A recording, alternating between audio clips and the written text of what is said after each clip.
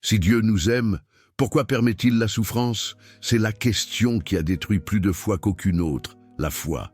Des millions de personnes ont regardé un enfant qui souffre, un parent qui meurt, un monde rempli d'agonie, et ont demandé où est l'amour divin dans tout ça?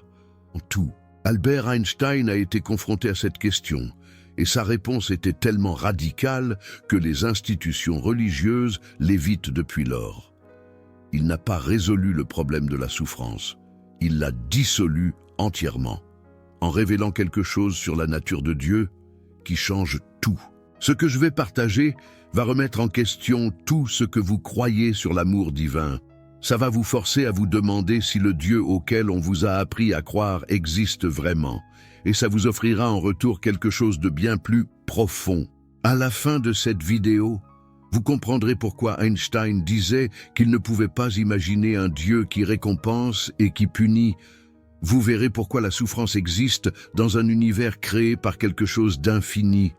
Et vous découvrirez une forme d'amour bien plus grande que tout ce que la religion traditionnelle vous a offert.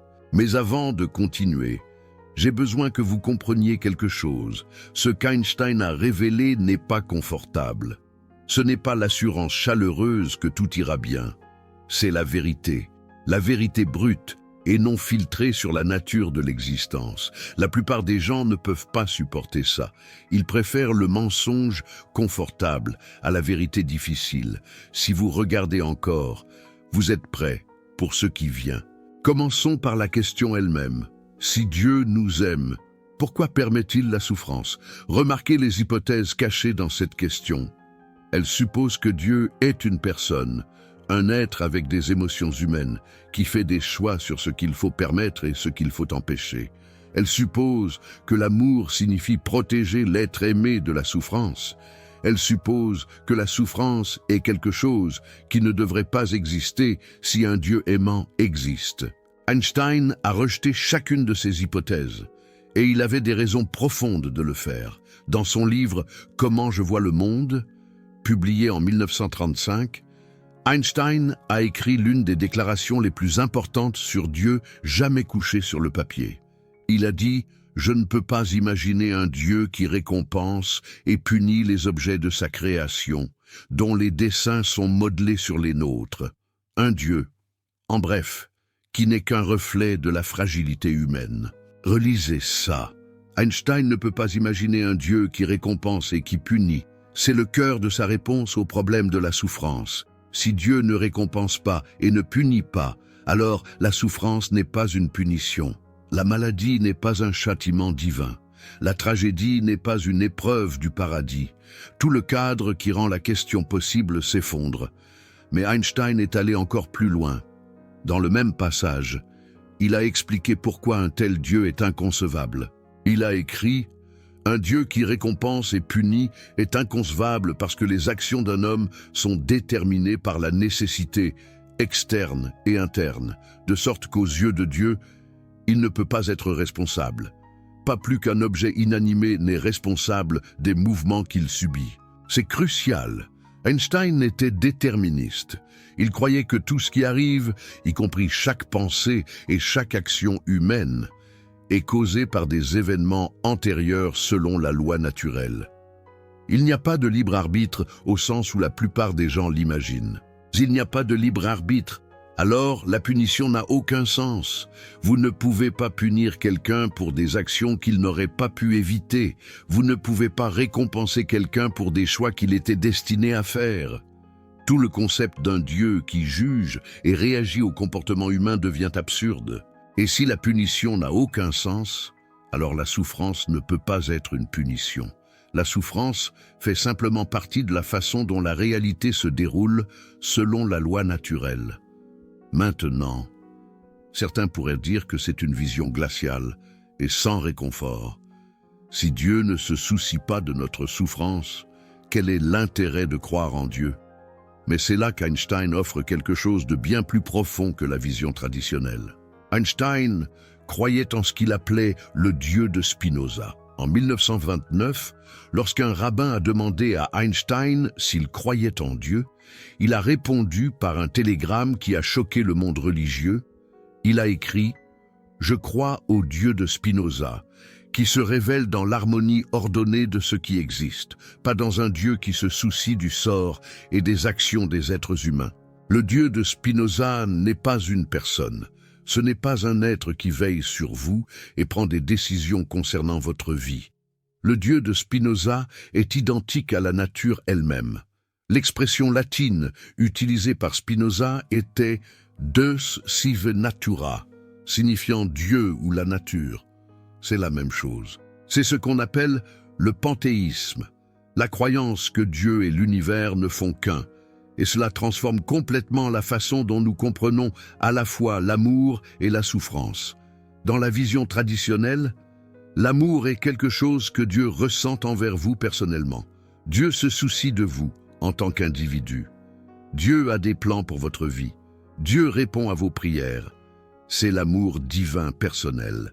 Mais Einstein voyait cela comme une projection de la psychologie humaine sur l'infini. Nous imaginons Dieu nous aimant comme un père aime un enfant, parce que c'est le seul type d'amour que nous comprenons. Mais c'est, selon les mots d'Einstein, enfantin. L'amour qu'Einstein a trouvé dans le Dieu de Spinoza est entièrement différent. Il n'est pas personnel. Il n'est pas dirigé vers vous en tant qu'individu. C'est l'amour qui est identique à l'ordre et à l'harmonie de l'existence elle-même. Pensez à ce que cela signifie. Lorsque vous regardez les étoiles et ressentez de l'admiration, vous faites l'expérience du Dieu de Spinoza. Lorsque vous étudiez les mathématiques et découvrez que l'univers fonctionne selon des lois élégantes, vous rencontrez l'amour divin. Lorsque vous vous sentez connecté à quelque chose de plus grand que vous, quelque chose d'infini et d'éternel, c'est ce sentiment religieux cosmique dont parlait Einstein. Cet amour ne vous protège pas de la souffrance. Il inclut la souffrance. La souffrance fait partie de l'ordre naturel. La souffrance fait partie de Dieu, parce que tout fait partie de Dieu. Maintenant, permettez-moi d'aborder l'objection évidente. Comment la souffrance peut-elle faire partie de l'amour? Comment la souffrance peut-elle être divine? Einstein dirait que la question elle-même est confuse. Vous pensez toujours à Dieu comme à une personne qui devrait se comporter comme un bon père. Mais le Dieu de Spinoza n'est pas une personne. Le Dieu de Spinoza ne fait pas de choix. Le Dieu de Spinoza est simplement. Considérez les lois de la physique. La gravité ne vous aime pas et ne vous déteste pas. La gravité fonctionne simplement selon sa nature. Si vous tombez d'une falaise, la gravité vous tire vers le bas. Ce n'est pas une punition. C'est simplement la façon dont la réalité fonctionne. Pour Einstein, Dieu est comme les lois de la physique, seulement infiniment plus fondamentales. Dieu est la loi ultime derrière toutes les lois, l'harmonie qui sous-tend toute existence. Et tout comme la gravité ne se suspend pas pour vous empêcher de tomber, Dieu ne suspend pas la loi naturelle pour vous protéger de la souffrance. Mais voici la profonde intuition. Cela ne signifie pas que l'univers est glacial ou indifférent. Cela signifie que l'univers est cohérent. Cela signifie que la réalité peut être comprise. Cela signifie que la science est possible. Cela signifie qu'il y a de l'ordre plutôt que du chaos. Et pour Einstein, cet ordre n'était pas seulement une curiosité intellectuelle, c'était la source d'un sentiment religieux authentique. Il écrivit dans son essai « Religion et science » en 1930 : « La plus belle expérience que nous puissions avoir est le mystère. C'est l'émotion fondamentale qui se tient au berceau du véritable art et de la véritable science. Quiconque ne la connaît pas et ne peut plus s'émerveiller ni s'étonner est aussi bon que mort. » Einstein trouva sa religion non pas dans des textes anciens ou des doctrines ecclésiastiques, mais dans la contemplation de l'ordre naturel, et il considérait cela comme plus authentiquement religieux que tout ce que la foi traditionnelle pouvait offrir. Il écrivit « Je soutiens que le sentiment religieux cosmique est le motif le plus fort et le plus noble pour la recherche scientifique. » C'est la réponse d'Albert Einstein à la question de l'amour divin. Dieu n'aime pas en vous protégeant de la souffrance, mais en étant la réalité infinie, éternelle, parfaitement ordonnée, dans laquelle vous existez. Votre souffrance n'est pas séparée de Dieu. Votre souffrance, c'est Dieu s'expérimentant à travers vous. Maintenant, Laissez-moi partager quelque chose qui rend cela encore plus personnel.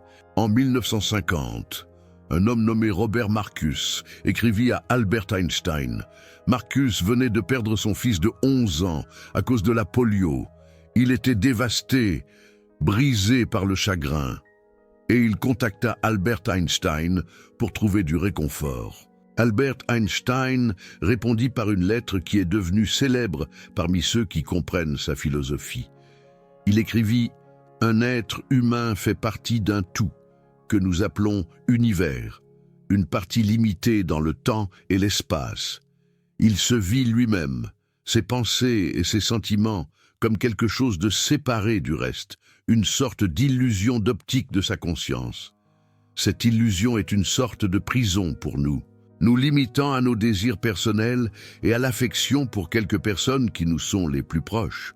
Notre tâche doit être de nous libérer de cette prison en élargissant notre cercle de compassion pour embrasser toutes les créatures vivantes et toute la nature dans sa beauté. C'est la clé pour comprendre la vision d'Albert Einstein sur l'amour et la souffrance. La raison pour laquelle la souffrance fait si mal est que nous nous percevons comme des individus séparés.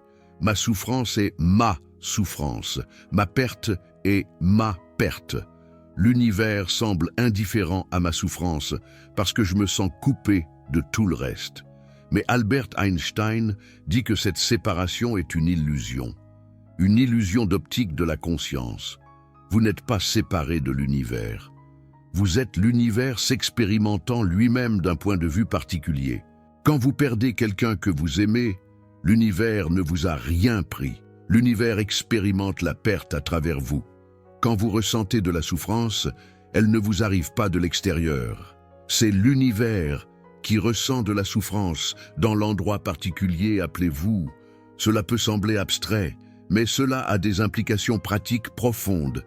Si votre souffrance est la souffrance de l'univers, alors vous n'êtes jamais seul dans votre souffrance. La même réalité infinie qui crée les étoiles et les galaxies est présente dans votre chagrin. Vous n'êtes pas un petit être isolé, abandonné par un Dieu indifférent.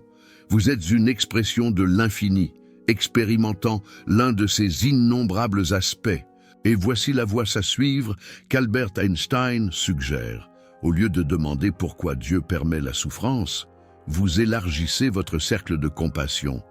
Vous reconnaissez que tous les êtres souffrent. Vous voyez votre souffrance comme liée à la souffrance de tous ceux qui ont jamais vécu ou vivront jamais. Et dans cette reconnaissance, la prison du soi séparé commence à se dissoudre.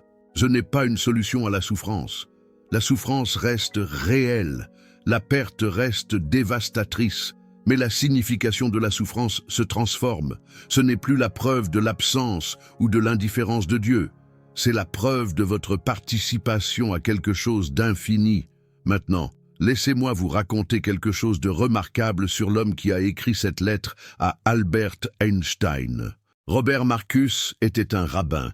Il était le directeur politique du Congrès juif mondial, un homme de foi profonde. Et pourtant, quand son fils est mort, il ne s'est pas tourné vers ses collègues rabbins ou mentors religieux. Il s'est tourné vers Albert Einstein, un physicien, un homme qui rejetait le Dieu personnel que Marcus avait consacré sa vie à servir. Pourquoi un rabbin chercherait-il du réconfort auprès de quelqu'un qui niait le fondement même de la religion traditionnelle? Parce que Marcus sentait quelque chose. Il sentait qu'Albert Einstein comprenait quelque chose de l'existence qui allait au-delà des catégories religieuses conventionnelles. Quelque chose qui pouvait parler à son chagrin d'une manière que la théodicée traditionnelle ne pouvait pas. Et la réponse d'Albert Einstein n'a pas déçu, au lieu d'offrir des platitudes sur le plan de Dieu ou le mystère de l'amour divin. Albert Einstein offrit à Marcus quelque chose de bien plus radical. Il lui dit que son sentiment d'être séparé de son fils, séparé de l'univers, était une illusion, que son chagrin, aussi réel qu'il fût, découlait d'une vision erronée de la réalité. Ce n'est pas un réconfort glacial, c'est un réconfort profond. C'est dire au père en deuil que sa connexion à son fils ne peut pas être brisée par la mort, parce que cette connexion n'a jamais été séparée du tout infini pour commencer. Il y a une postface tragique à cette histoire. 11 mois après avoir reçu la lettre d'Albert Einstein, Robert Marcus lui-même est mort d'une crise cardiaque. C'était un jeune père, laissant derrière lui une femme et 2 filles. L'une de ses filles n'était pas encore née quand il est mort. Nous ne savons pas si la lettre d'Albert Einstein a apporté la paix à Marcus dans ces derniers mois.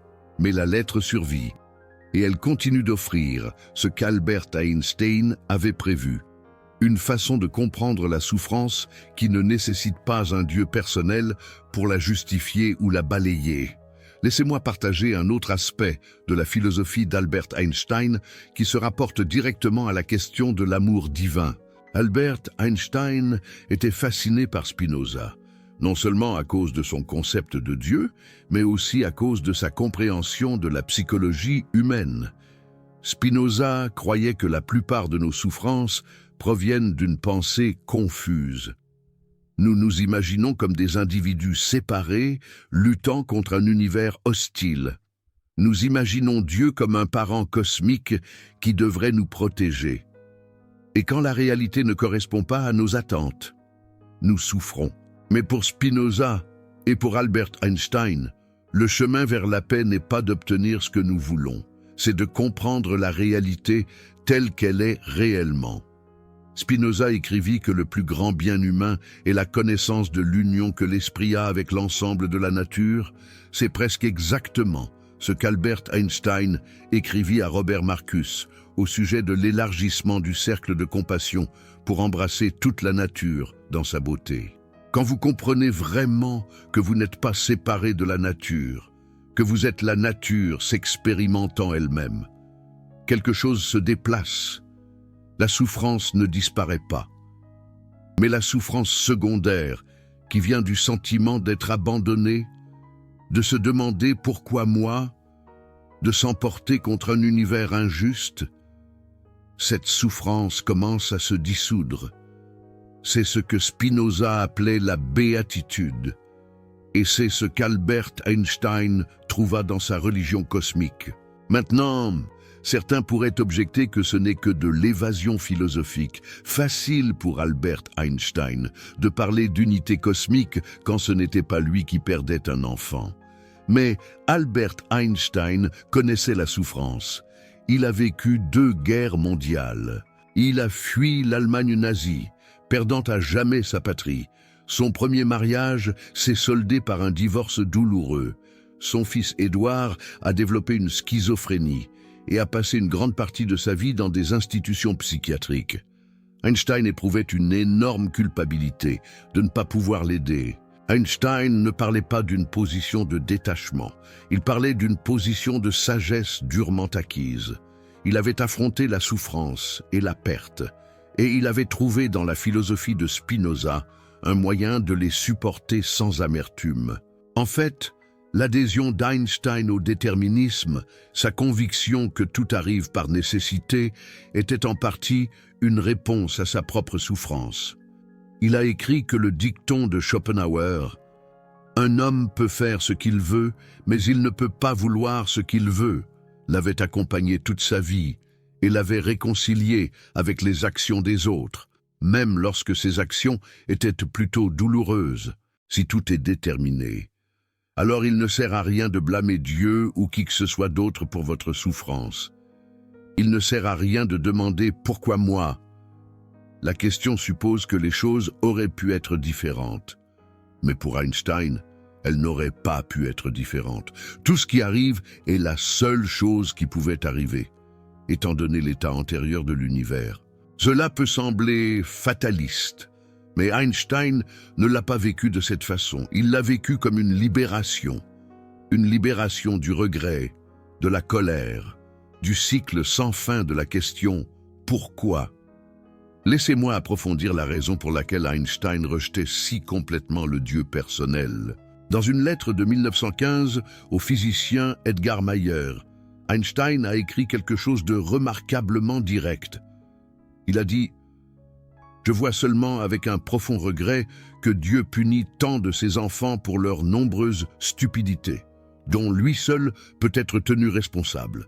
À mon avis, seule sa non-existence pourrait l'excuser. C'est dévastateur pour la vision traditionnelle.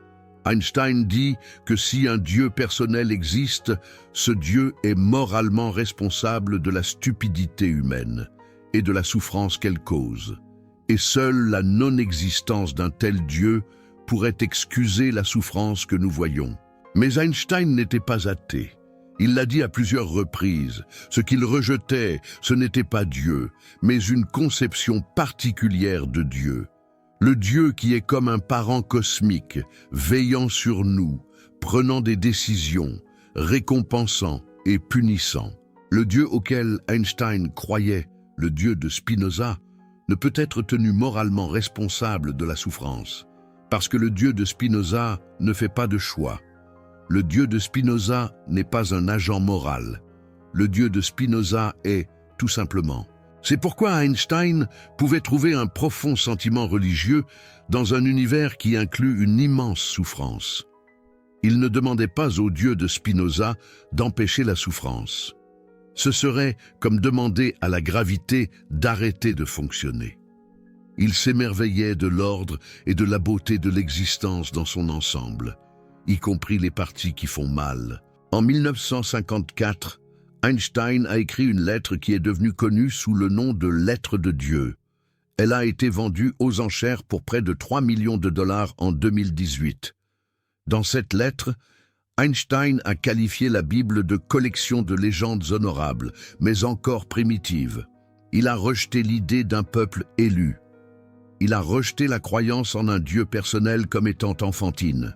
Mais dans cette même lettre, et dans de nombreux autres écrits, Einstein a affirmé sa profonde religiosité.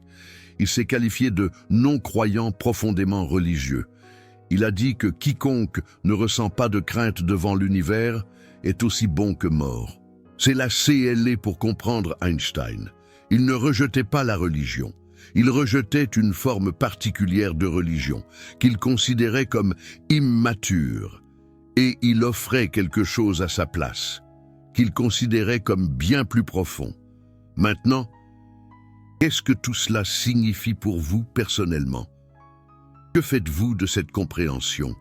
Premièrement, cessez de demander pourquoi Dieu permet la souffrance. La question suppose un Dieu qui pourrait empêcher la souffrance, mais choisit de ne pas le faire. Einstein a rejeté ce Dieu entièrement. La souffrance existe parce que la souffrance fait partie de la nature, et la nature est Dieu. Deuxièmement, reconnaissez que votre sentiment d'être un individu distinct est, selon les mots d'Einstein, une illusion d'optique. Vous n'êtes pas un petit être isolé face à un univers indifférent.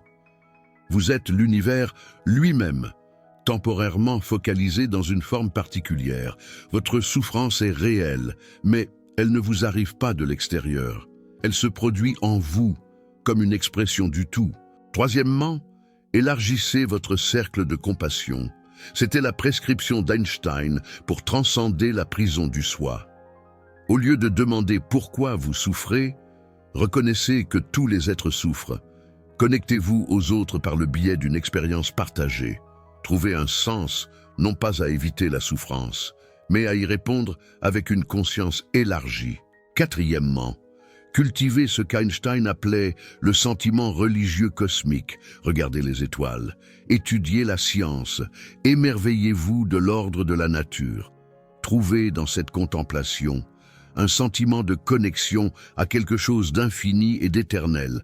C'est l'amour qu'Einstein a trouvé dans le Dieu de Spinoza, non pas une protection personnelle contre la souffrance, mais une participation à quelque chose de bien plus grand que vous.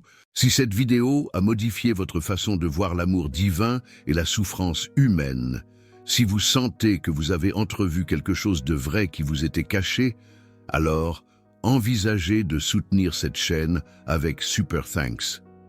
Lorsque vous cliquez sur ce bouton, vous ne soutenez pas seulement le contenu, vous soutenez la diffusion d'idées qui peuvent transformer la façon dont les gens voient de leur souffrance. Vous aidez les autres à découvrir ce qu'Einstein croyait réellement au sujet de Dieu, de l'amour et de la souffrance. C'est un travail significatif et vous en faites partie. Laissez-moi boucler la boucle. si Dieu nous aime, pourquoi permet-il la souffrance? La réponse d'Einstein est que la question est basée sur une fausse prémisse. Le Dieu personnel qui pourrait empêcher la souffrance, mais ne le fait pas, est une projection humaine, une conception enfantine du divin. Le vrai Dieu, le Dieu de Spinoza, le Dieu auquel Einstein croyait, ne fait pas de choix sur ce qu'il faut permettre ou empêcher. Ce Dieu est identique à la nature elle-même. La souffrance existe parce que la nature inclut la souffrance. La nature inclut la naissance et la mort, la joie et la souffrance, la création et la destruction. Tout cela est Dieu. Tout cela est divin. Non pas parce que la souffrance est bonne, mais parce que la souffrance fait partie du tout infini. Et l'amour, dans ce cadre, n'est pas une protection contre la souffrance. L'amour est l'ordre et l'harmonie de l'existence. L'amour est le fait que la réalité peut être comprise. L'amour est le sentiment religieux cosmique qui se manifeste lorsque vous contemplez le mystère d'être vivant dans un univers infini. Ce n'est pas l'étreinte chaleureuse d'un Dieu personnel qui se soucie de vos problèmes. Mais Einstein dirait que cette étreinte chaleureuse a toujours été une illusion, une projection des besoins de l'enfance sur le cosmos. Ce qu'il offre à la place, c'est quelque chose de plus honnête et, finalement, de plus profond. Vous n'êtes pas séparé de Dieu, vous êtes une expression de Dieu. Votre souffrance n'est pas la preuve de l'absence de Dieu. Votre souffrance est Dieu qui se vit à travers vous. Et la voie à suivre n'est pas de demander pourquoi, mais d'élargir votre cercle de compassion jusqu'à ce qu'il embrasse toutes les créatures vivantes et toute la nature dans sa beauté. C'est la réponse d'Einstein. C'est ce qu'il a cru jusqu'à son dernier souffle. Et maintenant, la question est, qu'allez-vous en faire? Je veux avoir votre avis maintenant. Albert Einstein a dit qu'il ne pouvait imaginer un Dieu qui récompense et punit. Il a dit que la souffrance fait partie de la nature et que la nature est Dieu. Est-ce que cette vision vous réconforte ou vous perturbe? Êtes-vous d'accord pour dire que l'amour divin personnel est une projection infantile? Ou croyez-vous qu'Einstein est allé trop loin? Commentez d'accord si vous pensez qu'Einstein avait raison sur la nature de Dieu et de la souffrance. Commentez pas d'accord si vous croyez en un Dieu personnel qui vous aime et qui a des raisons d'autoriser la souffrance. Je lis chaque commentaire dans les 2 premières heures et je répondrai à autant que possible. Parce que c'est la conversation qui compte. C'est la question au cœur de l'existence humaine. Et Einstein nous a donné une réponse que la plupart des gens n'ont jamais entendue. Maintenant, c'est à votre tour de répondre. Une dernière pensée avant de partir. Einstein a vécu ses dernières années à Princeton, arpentant les mêmes rues chaque jour, travaillant sur des équations qu'il n'a jamais résolues, regardant le monde changer autour de lui. Il était devenu un symbole du génie, mais peu de gens comprenaient ce qu'il croyait réellement. Quand il est mort en avril 1955, il a fait face à la mort avec la même sérénité qu'il avait décrite aux parents en deuil. Il a refusé la chirurgie, il a dit qu'il avait fait sa part et qu'il était temps de partir. Il a seulement demandé ses lunettes et ses équations. C'est la paix qui vient de la compréhension, pas de la croyance qu'un Dieu personnel vous aime et a un plan, mais de la reconnaissance que vous faites partie de quelque chose d'infini, quelque chose d'éternel, quelque chose qui inclut à la fois la joie et la souffrance dans son déploiement sans fin. Einstein n'a pas échappé à la souffrance. Il l'a vécue pleinement, mais il a transformé sa relation avec elle. Et cette transformation est accessible à vous aussi. La question de savoir si Dieu nous aime et pourquoi il autorise la souffrance suppose que l'amour signifie la protection contre la souffrance. Mais peut-être que l'amour véritable est quelque chose de différent. Peut-être que l'amour véritable est de se voir donner la chance d'exister, de faire l'expérience de cet univers étrange et magnifique, même pour un instant, même avec toute sa souffrance. C'est ce qu'Einstein a trouvé, c'est ce que Spinoza a enseigné, et maintenant, vous le savez aussi.